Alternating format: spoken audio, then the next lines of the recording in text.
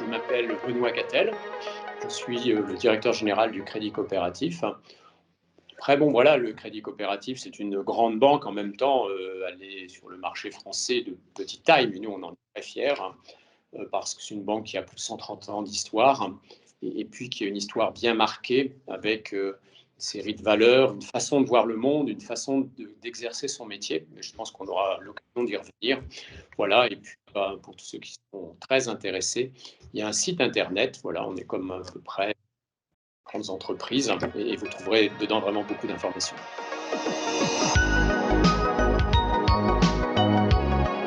La question, elle est vaste.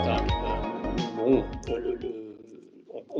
on pense souvent à la transition écologique, et c'est vrai que la sobriété, elle résonne avec transition écologique. C'est même une dimension incontournable. Mais on ne peut pas réduire la sobriété à la transition écologique, en tout cas pour moi. D'ailleurs, la liaison entre sobriété et transition écologique, je ne suis pas le seul à le faire, hein. Quand je lis un peu voilà, ce qui s'écrit sur les sujets, les experts du GIEC considèrent que le changement de nos comportements, de nos façons de vivre, pourrait permettre de diminuer de manière conséquente, les chiffres vont de 40 à 70%, les émissions de gaz à effet de serre d'ici 2050. C'est devenu aussi un grand thème d'actualité, et le gouvernement voilà, s'en empare aujourd'hui en faisant une liaison directe entre sobriété et transition écologique. Et puis, j'ai lu aussi l'excellent sondage que vous avez fait l'année dernière. Et là où avant sobriété rimait peut-être un peu avec une capacité militante, hein, et finalement un nombre de personnes sensibilisées assez réduit. Aujourd'hui, c'est un thème vaste qui est reconnu par nombre des personnes qu'on interviewe. Et l'idée globale, c'est quand même que, eh bien, on doit s'atteler, si ce n'est pas encore fait, à une certaine sobriété individuelle et collective. Et puis, pour moi, en tout cas, la sobriété, ça ne veut pas dire, obligatoirement, ça ne veut pas dire du tout même rationnement ou bien optimisation des ressources. La sobriété, ce n'est pas l'efficacité, hein. Dans une entreprise, on recherche l'efficacité à chaque instant sur sa façon de fonctionner, la façon d'apporter sa valeur ajoutée auprès de ses clients. Mais l'efficacité, ça va au-delà. La sobriété va au-delà de l'efficacité. En gros, l'efficacité, c'est plus une technique. La sobriété, c'est un changement de comportement avec une capacité, le cas échéant, à des renoncements volontaires et parfois actants. Et puis, la sobriété, c'est pas, je le disais, que le rationnement. C'est pas ça. Ça part d'une volonté, hein, avec, de mon point de vue en tout cas, avec l'idée que, voilà, on avait un certain nombre d'habitudes, on questionne ces habitudes et on se dit, peut-on faire différemment, peut-on faire plus sobre avec un résultat tout aussi intéressant. Et puis, c'est pas non plus, de mon point de vue, générer de la précarité, voire être voilà, dans quelque chose dans lequel on rétrécit tous ensemble. Euh, oui, ça peut impacter notre confort, entre guillemets, individuel ou collectif, hein, mais c'est quelque chose, encore une fois, qui ne va pas dans un extrême, c'est quelque chose de choisi et de raisonnable. Enfin, en quelque sorte, et au final, et je ne veux pas être trop long, c'est s'interroger, se questionner sur pourquoi on consomme comme on consomme, pourquoi on produit comme on produit, pourquoi on utilise ces processus, et plutôt que de penser que c'est juste normal parce que c'est le fruit de l'histoire, parce qu'on les a créés, que sais-je, là on les interroge, hein, et on se dit, est-ce que je suis pas dans le surconfort, est-ce que je ne suis pas dans le superflu, est-ce que je peux, à titre individuel ou à titre collectif, avoir finalement une satisfaction différente, mais une satisfaction tout aussi intense en étant plus sobre.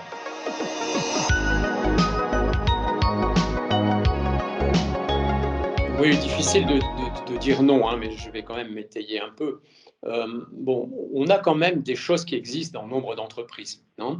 Il y a des choses formalisées, et puis c'est vrai que les avancées en matière de politique RSE dans les entreprises ont un peu soit cadencé, soit parfois forcé, soit pour d'autres structuré des démarches qui existaient. Et en fait, aujourd'hui, les concepts de RSE, me semble-t-il, sont quand même des concepts qui sont imposés dans nombre d'entreprises, pas seulement parce qu'on doit faire des reporting ou rendre des comptes, mais parce qu'elles correspondent à des actions, des actions qui se mettent en place avec fixation d'objectifs, indicateurs de suivi, et parfois, souvent d'ailleurs, des plans d'action qu'on essaie de partager pour avoir des résultats.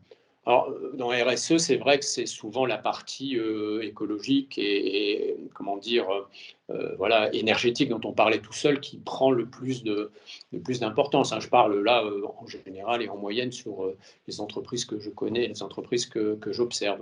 Bon, voilà, le crédit coopératif, on a été actif. Alors nous, peut-être plus sur les 3 piliers de la RSE. Que ce soit les économies d'énergie, on pourra y revenir, mais aussi la façon dont on applique les règles de gouvernance et les enjeux sociaux au sein de l'entreprise.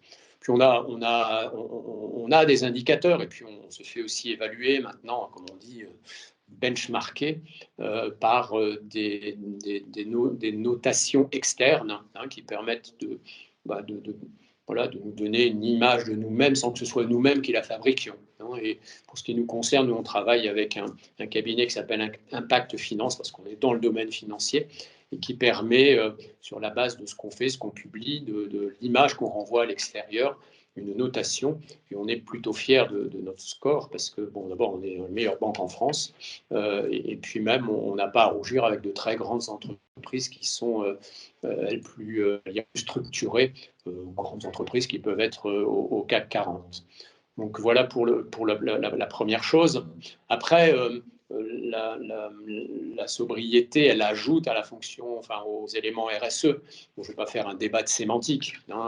C'est pas la RSE contre la sobriété. C'est des choses qui doivent s'emboîter. C'est vrai, avec une connotation qui devient de plus en plus importante, mais finalement, on peut être dans une sobriété de gouvernance, dans une sobriété aussi sociale, dans une sobriété de consommation énergétique. Après, je crois, de mon point de vue, il faut quand même être vigilant sur quels sont les objectifs premiers d'une entreprise. Et moi, en tout cas, je veille à ce que la sobriété qu'on essaie d'instaurer collectivement avec les salariés, avec les fournisseurs, avec nos clients, elle doit être compatible avec notre modèle d'affaires, avec l'essence économique dans laquelle on travaille. Moi, je dois d'abord garantir une pérennité de l'entreprise dans laquelle je travaille, avec un service de qualité, parce qu'on a des concurrents, on doit répondre aux attentes de nos clients. Donc le but, c'est pas la finalité ne peut pas être la sobriété, parce que ça serait potentiellement prendre de mauvaises décisions et hypothéquer l'avenir de ce que nous sommes. Par contre, que dans nos décisions, une notion de sobriété soit influente sur la façon de faire dans un choix, si on a un choix entre deux choses, prendre en compte l'élément, entre guillemets, ou les facteurs de sobriété des deux solutions, là, ça devient une exigence. Voilà, donc, me semble-t-il, le rôle d'un dirigeant et des directions RSE des entreprises, c'est de trouver ce juste équilibre. Oui, je crois, là aussi, il y a, moi je vois nombre d'entreprises qui ont une batterie d'indicateurs qui sont beaucoup plus avancés que la réglementation. Et puis finalement, vous savez, dans ces histoires de réglementation, qui fait la réglementation? Est-ce que c'est la pratique qui amène la réglementation? Est-ce que c'est la réglementation qui entraîne la pratique? Bon, je crois plutôt à la première hypothèse. Je crois que la réglementation, elle a le mérite de généraliser, en quelque sorte, d'imposer si d'aventure il y avait des récalcitrants. Mais autrement, les entreprises ont beaucoup plus de flexibilité, beaucoup plus de créativité que n'en a le législateur. Et c'est bien ainsi, parce que ça permet, chacun dans son terrain de jeu, l'entreprise A et l'entreprise B, ce n'est pas la même entreprise. La façon dont elle perçoit son positionnement par rapport au monde dans lequel elle vit, elle peut être différente. Tout à l'heure, on pourra parler d'entreprises qui sont plus proches de l'économie sociale et solidaire, d'autres qui en sont plus éloignées. Donc moi je crois qu'il y a une sorte de liberté aussi d'indicateurs qui doit correspondre à ce que veut faire l'entreprise, ce qui la motive. Et et puis voilà, un socle réglementaire qui oblige tout le monde à être un minimum. Mais je crois qu'en matière de sobriété et aussi de critères RSE, je crois que c'est la volonté d'abord qui fait les choses avant que ce soit la réglementation.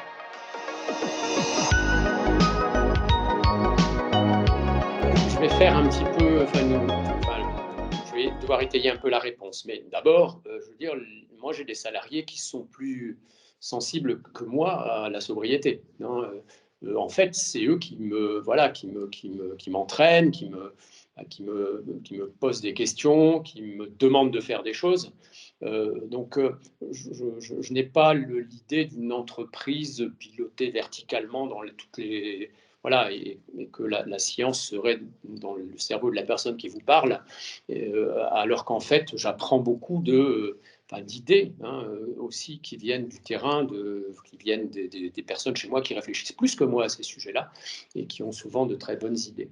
Au total, donc, c'est pour la banque, pour le crédit coopératif que là, voilà, je représente aujourd'hui, c'est deux grands axes. D'abord, c'est l'idée que, en tant que banquier, et par les financements qu'on accorde, ben, on peut influer et influencer les choses, hein. Et le crédit coopératif s'est doté de longue date d'une politique de crédit engagée, hein, voilà, par exemple, en se refusant à financer des activités qui émettent trop d'effets de gaz à effet de serre, ou au contraire, en se disant qu'on allait mettre l'accent sur le financement des énergies renouvelables. Quand on est banquier, on a capacité à agir de cette manière. Et bon, voilà, je ne demande pas à ce que toutes les banques fassent pareil que le crédit coopératif, mais nous, en tant que, voilà, que banque impliquée dans ces sujets de sobriété, grâce à notre politique crédit, on peut influer. Donc, par exemple, sur les gaz à effet de serre. On le fait aussi, par exemple, parce qu'on a des, voilà, on s'est un peu spécialisé dans les acteurs de l'économie circulaire, dans le recyclage, dans la mobilité douce, dans l'efficience énergétique, dans les réseaux de chaleur, dans les projets d'éco-habitat. Je pourrais citer d'autres exemples. Et pour faire ça, il faut bien connaître, hein, et ça, ce sont les collaboratrices et les collaborateurs du crédit coopératif qui, en discutant peu à peu, on crée une doctrine, on prend un exemple avec un client, on peut le faire avec d'autres clients. Voilà, cette démarche un petit peu d'utilisation des bonnes pratiques et de faire émerger, je veux dire, un savoir-faire en la matière. Ça, c'est le métier, la façon dont le crédit coopératif veut exercer son métier. Alors, donc, il y a un volet, en quelque sorte, qui est un volet lié à l'activité qu'on fait. Puis après, c'est bien de parler pour ses clients, hein, comme je viens de le faire, mais c'est bien aussi de se l'appliquer à soi-même, c'est-à-dire à une démarche d'entreprise. Voilà, donc vous lirez, hein, vous pouvez aller sur notre site internet, vous verrez, on mesure depuis de nombreuses années, de manière annuelle, nos émissions de gaz à effet de serre. Et puis on se fixe des objectifs, hein, c'est de les réduire. Et puis on essaie de les quantifier, hein. On se dit, voilà, par exemple, l'utilisation de l'énergie, pour nous c'est principalement l'énergie électrique, hein, parce qu'on a voilà, on a un siège social, hein, donc c'est des bureaux, puis on a nos centres d'affaires, hein, on a sur tout le territoire français. Alors, on essaie de réduire leur empreinte énergétique, non, on a un objectif de moins 10% en 2023, on partait de 2019, puis une accélération les années d'après, qui vont d'ailleurs de pair avec un certain nombre d'investissements. En général, les choses ne viennent pas toutes seules. Un autre exemple, on travaille sur la mobilité durable de nos collaborateurs. Donc, on a depuis 2 ans mis en place un forfait mobilité durable, hein, pour les déplacements travail-domicile. On a mis aussi en place un peu de télétravail. On a une politique de voyage professionnel, hein, pour les collaborateurs qui se déplacent, voilà, qui est frugale. On utilise, comme on peut le faire ailleurs, évidemment, des visioconférences. On a un parc de véhicules qu'on est en train de passer intégralement en hybride, en électrique. Enfin, voilà, rien de bien génial, mais l'idée que on s'en occupe, hein, on s'en occupe collectivement. Et puis, voilà, cette semaine et puis la semaine prochaine, on est dans la sobriété numérique. On a beaucoup d'ordinateurs, enfin, comme d'autres, hein, mais nous aussi, hein, beaucoup d'imprimantes, beaucoup de serveurs, et puis on a mis énormément de données. Les banques produisent et stockent énormément de données. Alors, des choses qui sont utiles, hein, parce qu'on doit garder des historiques, donc ça, on va les garder. Hein, puis des choses qui sont un peu moins utiles.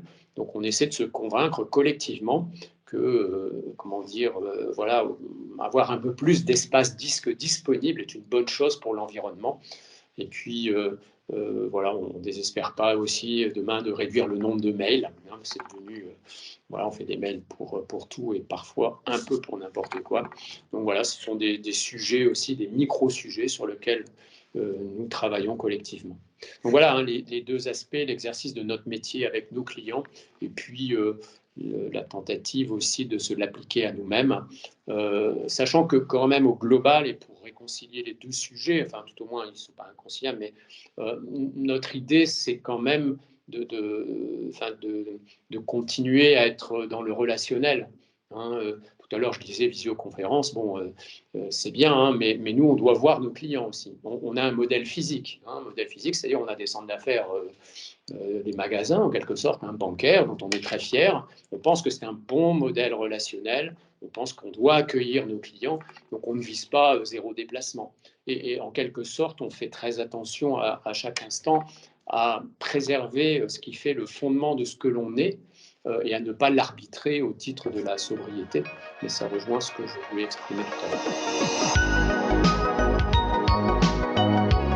Donc pour ce qui concerne les collaborateurs, je pense, j'en ai parlé un petit peu tout à l'heure, hein, c'est-à-dire qu'on est à la fois dans l'incitation, mais j'allais dire réciproque. Hein, j'ai aussi des collaborateurs, des collaboratrices qui me sollicitent en disant pourquoi on ne fait pas ça, pourquoi on ne fait pas ci, est-ce qu'on ne pourrait pas faire ça différemment. Donc je crois, bon voilà, je crois y avoir répondu. Après, dans la politique par exemple dans les politiques de crédit, j'en ai parlé aussi, je veux dire, voilà, on favorise des secteurs et on s'interdit. Bon, par exemple, on ne finance pas le charbon. Hein, bon, je ne dis pas que ce qu'ils font, c'est pas bien, c'est pas mon sujet. En tout cas, nous, on a choisi la façon dont on voulait incarner les éléments de transition et les éléments de sobriété. Et puis, on essaie aussi, parce que bon, on distribue du crédit, mais on collecte de l'épargne, de mettre en place des mécanismes dans lesquels le client, nos clients qui épargnent, hein, donc ils nous donnent des fonds pour qu'on puisse reprêter, puissent avoir mot à dire sur l'emploi des fonds qu'on va faire, hein, et donc router cet argent sur des sujets qui tiennent cœur à la collectivité de nos clients. Donc, ce n'est pas l'intérêt individuel, mais l'intérêt collectif. Et en général, quand on prend en compte l'intérêt collectif, c'est parfois plus facile de se mettre d'accord sur des éléments tels que la sobriété ou les éléments de transition. On a par exemple en région des Hauts-de-France, on a ce qu'on appelle le livret REF 3 qui finance la transition, la troisième révolution industrielle de la région Hauts-de-France, hein, sur lequel nos clients épargnent et voilà, on leur montre où va cet argent. Hein, et quand on leur vend le produit pour épargner, on leur explique les choses. Et je crois que cette volonté de réconcilier l'épargnant et le bénéficiaire des fonds est une démarche qui est, comment dire, efficace, hein, en termes de vision collective et en termes de sobriété.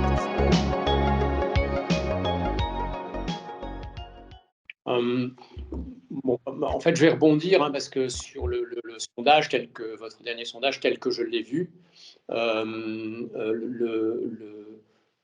l'ESS, c'est plutôt en avance. Hein, quand on interroge des collaborateurs ou des personnes qui sont en relation avec le secteur de l'ESS, elles connaissent d'abord mieux le concept, hein, il est mieux maîtrisé, plus connu, hein, et puis on l'applique à son mode de vie.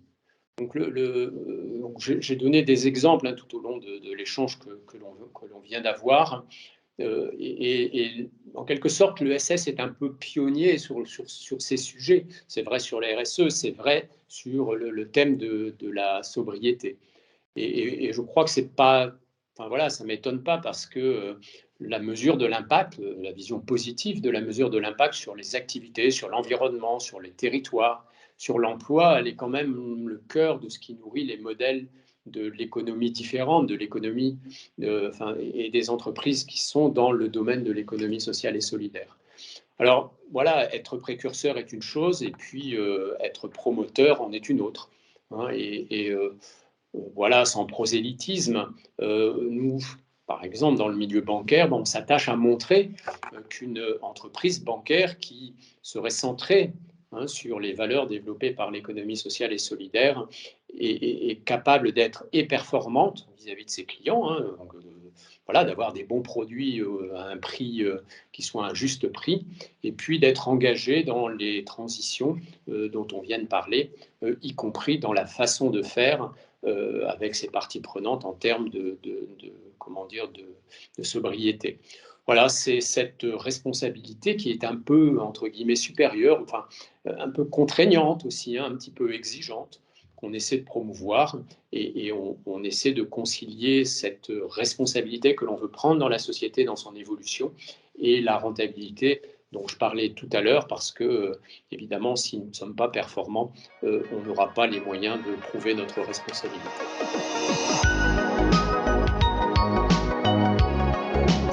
Je vais dire oui. Alors, bon, moi, je suis un petit peu âgé. C'est des sujets, quand moi j'ai commencé à travailler, c'est vrai que ce n'était pas le critère que j'aurais cité, c'était il y a longtemps, mais que j'aurais cité en premier, il faut le dire très honnêtement. Par contre, aujourd'hui, on a une frange, en particulier chez les jeunes, qui pose ces questions et qui questionne l'entreprise, de manière générale, qui questionne, en l'occurrence, pour ce qui me concerne, le crédit coopératif. Bon, il faut arriver à faire le tri entre toutes les aspirations, mais il y a des personnes, parmi les jeunes comme ailleurs, qui sont très engagées sur ces sujets. Pour d'autres, ça peut être aussi plus anecdotique, et ne prendre que la dimension de la sobriété qui peut les intéresser. Par exemple, y a-t-il beaucoup de télétravail? C'est sûr que s'il n'y a pas de déplacement, on peut dire qu'il y a moins de consommation d'énergie. Mais fondamentalement, il y a quand même une aspiration par rapport à la rareté collective qui est en train dont on parlait tout à l'heure, qui doit s'organiser, et la gestion la plus efficiente de la matière dont on dispose, que ce soit de matière intellectuelle, la matière physique, avec les limites.